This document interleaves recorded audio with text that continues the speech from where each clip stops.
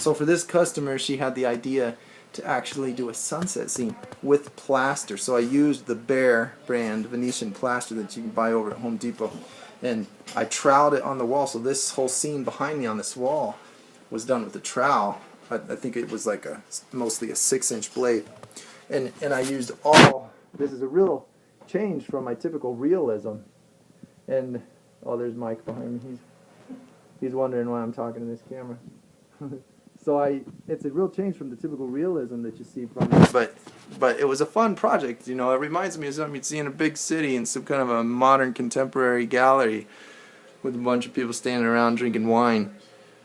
So here's the wall, and one thing I will say about this, I think the value of a good impressionist piece is a real consistent texture across. So I restrained myself, and this was her idea also, to use only vertical and horizontal strokes with the trowel. So you can see up here, you see a lot of the vertical patterns there, and on the water a lot of the horizontal patterns. Well, it creates kind of a consistent texture across the whole thing.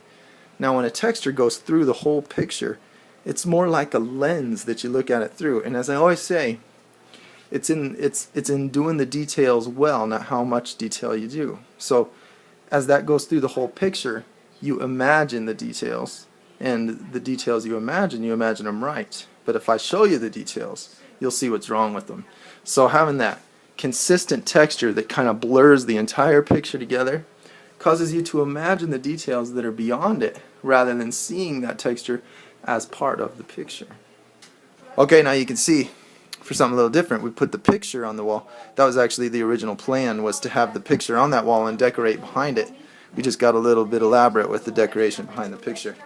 But since it's so simple and it doesn't have any sharp edges that grab your eye right away, you can actually decorate right on top of that picture. That's what's nice about the more impressionistic feel I'm finding, is that it's so much easier to decorate with, whereas a realistic mural would be a lot more specific in its nature, and it'd be harder to do different kinds of decorating around it.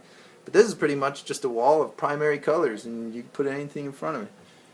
I really like the way that beach scene goes with the beach scene. It's kind of a funny mix there. Let's get closer so you can see.